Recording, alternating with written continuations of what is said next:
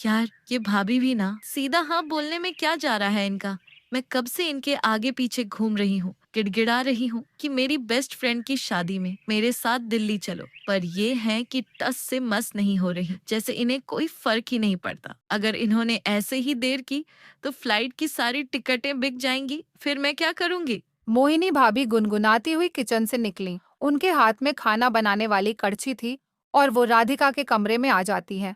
अरे ओ ननंद महारानी, सुबह से देख रही हूँ तू मोबाइल में ही घुसी हुई है। दुनिया जहान की खबर नहीं है तुझे, क्या बात है? मुझे तो लग रहा है तेरी बेस्ट फ्रेंड प्रिया की शादी के बाद अब तेरा ही नंबर आने वाला है, इसीलिए तू आजकल अपने प्रिंस चार्मिंग को ढूंढने में लगी हुई हो क्या? बता तो सही, कब हमें खुशखबरी मिलेगी और कब तेरी शादी का न्योता खाने को मिलेगा? दूल्हा नहीं भाभी, मेरी बेस्ट फ्रेंड प्रिया की शादी है। आप भी ना क्या क्या सोचने लगती हैं। और सुनिए, अगर आप मेरे साथ नहीं चलेंगी ना तो मैं भी नहीं जा पाऊंगी। मम्मी पापा तो मुझे अकेले भेजने से रहे, और आपके बिना मेरा वहाँ मन भी नहीं लगेगा। जाने का तो मैं भी सोच रही थी तेरे बेस्ट फ्रेंड की शादी में, लेकिन तू तो फ्लाइट से जाने का सोच रही है। लेकिन तुझे तो पता है राधिका, आजकल लोग फ्लाइट में बैठने से डर रहे हैं। तूने तो सुना ही होगा ना उस एयरप्लेन क्रैश के बारे में। इसलिए मैं चाहती हूँ कि हम दोनों ट्रेन से दिल्ली जाएं। हाँ भाभी, आप ठीक कह रही हो। माँ बाबा भी यही बात कह रहे थे। मैं ऐसा करती हूँ कि कल की ही 2 ट्रेन की टिकट्स बुक कर लेती हूँ,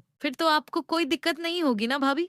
मुझे तो कोई दिक्कत नहीं, लेकिन तुम्हें माँ जी और ससुर जी को मनाना होगा, तभी मैं जा पाऊंगी वहाँ। तुम तो जानती ही हो कि मेरे ऊपर पूरे घर की जिम्मेवारी है और इसलिए माँ जी मुझे कहीं जाने नहीं देती। बस इतनी सी बात, मैं तो माँ बाबा को चुटकियों में माना लूंगी। बस अब आप दिल्ली जाने की तैयारी शुरू कर दो और फटाफट सारी पैकिंग कर लो। थैंक यू सो मच ननद जी, आपकी जगह से मैं भी कुछ दिनों के लिए दिल्ली में एंजॉय कर लूंगी। मैं फटाफट पैकिंग शुरू करती हूँ। भाभी के मान जाने से राधिका की खुशी का ठिकाना न रहा। उसकी आंखों में मानो चमक सी आ गई थी, जैसे उसे सब कुछ मिल गया हो। दरअसल राधिका एक सीधी सादी लड़की है जिसने हाल ही में अपना कॉलेज खत्म किया है। उसकी सबसे पक्की दोस्त प्रिया की कुछ दिनों बाद शादी थी और राधिका हर हाल में उस शादी में जाना चाहती थी। लेकिन एक अकेली लड़की का इतनी दूर का सफर घर वालों के लिए किसी चुनौती से कम नहीं था। इसी वजह से उसने अपनी भाभी को मनाया था ताकि वह शादी में जा सके। और अगली सुबह ही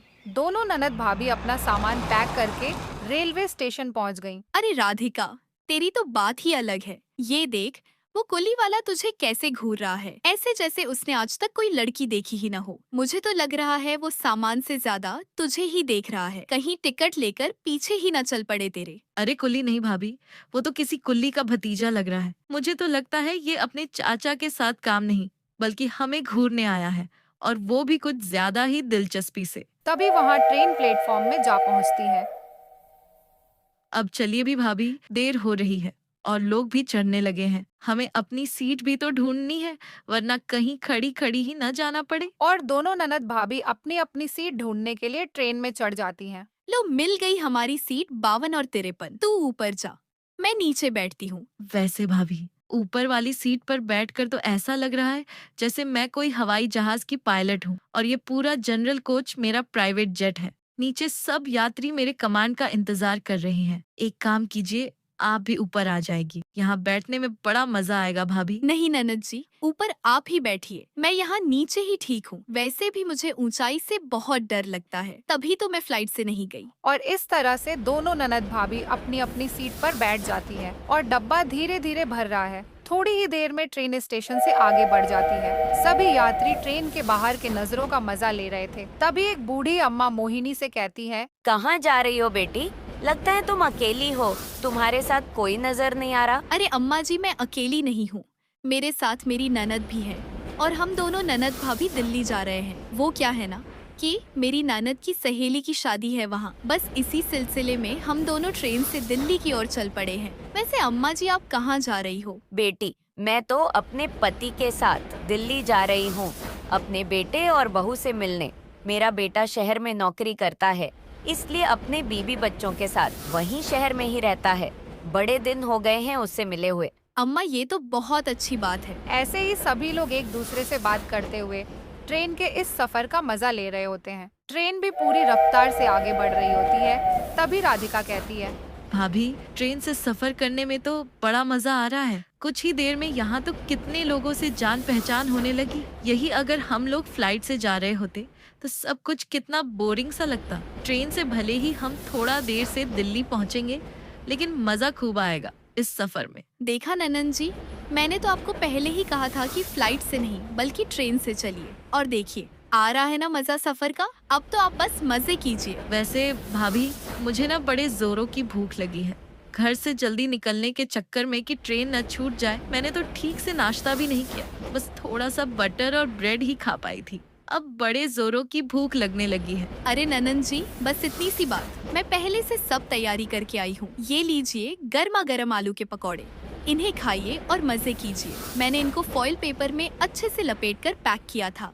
अभी भी ये थोड़े गर्म ही हैं। आप इन्हें जल्दी से खा लीजिए और अपनी भूख शांत कीजिए। थैंक यू सो मच भाभी, तुस्सी ग्रेट हो जी। राधिका फटाफट आलू के पकौड़े खाने लगती है। मोहिनी भाभी भी ट्रेन के सफर के साथ साथ आलू के पकौड़ों का मजा उठाती हैं और ऐसे ही कुछ घंटे और गुजर जाते हैं और धीरे धीरे शाम होने को आ जाती है। राधिका ऊपर वाली सीट में लेटकर मोबाइल इस्तेमाल करने लगती है। वहीं थोड़ी ही देर में उस कंपार्टमेंट में एक 50 से 60 साल का आदमी आ जाता है, जिसके हाथ में मिठाई से भरा एक डिब्बा था। जय श्री राम भाइयों और बहनों, मेरा नाम नंदू तिवारी है।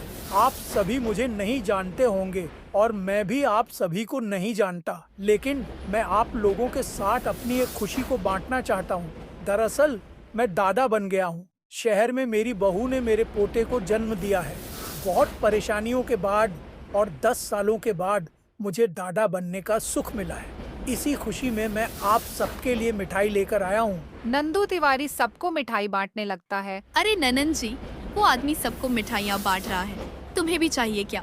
नहीं भाभी, आपको तो पता है मैं अभी मीठा खाना अवॉइड कर रही हूँ। अभी मैं डाइटिंग पर हूँ, थोड़ा वजन कम करने की कोशिश चल रही है मेरी। मुझे नहीं खाना मिठाई, आप ही खा लो। ठीक है ननन जी, आपके बदले भी मैं ही मिठाई खा लेती हूँ। इस तरह से मोहिनी भाभी भी नंदू तिवारी का दिया हुआ मिठाई खा लेती हैं। धीरे धीरे वह आदमी पूरे डिब्बे में घूम घूम कर मिठाई बांटता है। ज्यादातर यात्री मिठाई खा लेते हैं और कुछ ही मिनटों में कई लोग आंखें बंद करके झपकियां लेने लगते हैं। हाय, नींद आ रही है। ये लड्डू इतना भारी था क्या? मोहिनी भाभी और साथ साथ ट्रेन में और भी सभी यात्री को नींद आने लगती है। सभी गहरी नींद में चले जाते हैं। अरे ये भाभी तो तुरंत ही सो गई। अब मैं क्या करूं? अकेले तो मुझे बड़ा बोरिंग सा लग रहा है। ऐसा करती हूँ, प्रिया से थोड़ी चैटिंग कर लेती हूँ। राधिका प्रिया से चैटिंग करने लगती है, लेकिन तभी राधिका देखती है कि नंदू तिवारी वापस से उनके डिब्बे में आ जाता है और चारों ओर घूम घूम कर देखने लगता है। राधिका चुपके से सब कुछ देख रही होती है। कुछ तो गड़बड़ जरूर है। ट्रेन में सभी को नींद आ गई, लेकिन ये नंदू तिवारी अभी तक जाग रहा है और ये ऐसे चोरों की तरह इधर उधर क्या देख रहा है? जरूर कुछ गड़बड़ है। राधिका नंदू तिवारी की सारी हरकतें मोबाइल में रिकॉर्ड करने लगती है। तभी नंदू तिवारी एक बैग से पैसों की चोरी करने लगता है। राधिका समझ जाती है कि नंदू तिवारी चोरी के सिलसिले से वहां आया था। राधिका चिल्ला चिल्ला कर सबको जगा देती है। भाभी उठिए, सभी उठो, ये नंदू तिवारी चोर है। सभी यात्री चिल्लाने की आवाज से उठ जाते हैं। अरे क्या हुआ बेटी, तुम ऐसे क्यों चिल्ला रही हो? मैं थोड़ी ना किसी के बैग से कुछ निकाल रहा था, मैं तो बस पीने का पानी ढूंढने आया था। वो क्या है ना कि मेरे बोतल में पानी खत्म हो गया था। मैंने आपकी सारी हरकतें अपने मोबाइल में रिकॉर्ड कर ली हैं। अब मैं आपका वीडियो सीधे पुलिस को दिखाऊंगी। राधिका और बाकी सभी पुलिस को बुलाकर लाते हैं और पुलिस वीडियो देखने के बाद नंदू तिवारी को गिरफ्तार कर लेती है। राधिका की हिम्मत और बहादुरी के कारण एक लुटेरा पकड़ा जाता है। आपका बहुत बहुत शुक्रिया राधिका जी। आप नहीं जानती आपने आज कितना बड़ा काम किया है। दरअसल इस चोर का असली नाम नंदू तिवारी नहीं बल्कि डाकू मंगल सिंह है। हमें काफी दिनों से इसकी ही तलाश थी। इसने बहुत बार अपना भेष बदलकर लोगों को नींद वाली मिठाई खिलाकर कई ट्रेनों को लूटा है। हमें बहुत दिनों से इसकी तलाश थी और आखिरकार ये आज पकड़ा ही गया। आपका बहुत बहुत शुक्रिया। इस तरह से पुलिस राधिका को धन्यवाद करती है और पुलिस उस चोर को अपने साथ ले जाती है। तुम्हारा बहुत बहुत शुक्रिया बेटी, तुमने वहाँ ऊपर से नजर रखकर हमारी जान बचा ली, वरना वो तो सभी लोगों का बैग साफ कर देता। तुम्हारा बहुत बहुत शुक्रिया। हाँ ननन जी, आज आपने तो बड़ा हिम्मत का काम किया है। माँ और बाबा को इस बारे में पता चलेगा तो वो बहुत खुश होंगे। उनको तुम पर बड़ा प्राउड फील होगा। सभी यात्री राधिका की तारीफ करते हैं। इस तरह से सभी लोग अब बिना किसी डर के सफर का मजा उठाते हैं। पूरी रात ट्रेन अपनी पटरी पर दौड़ती है और अगली सुबह अंत में ट्रेन दिल्ली पहुंचती है। प्लेटफॉर्म पर प्रिया खड़ी होती है। ओए शेरनी, तू आई भी और चोरी भी पकड़ी। चलो, कुछ तो फायदा हुआ तेरी डाइटिंग से। अच्छा हुआ तूने उस आदमी का दिया हुआ मिठाई नहीं खाई, वरना तुझे भी नींद आ जाती और तू भी चोर को पकड़ नहीं पाती। ऐसे ही दोनों सहेलियां आपस में बातें करती हैं और फिर सभी प्रिया के घर चली जाती हैं।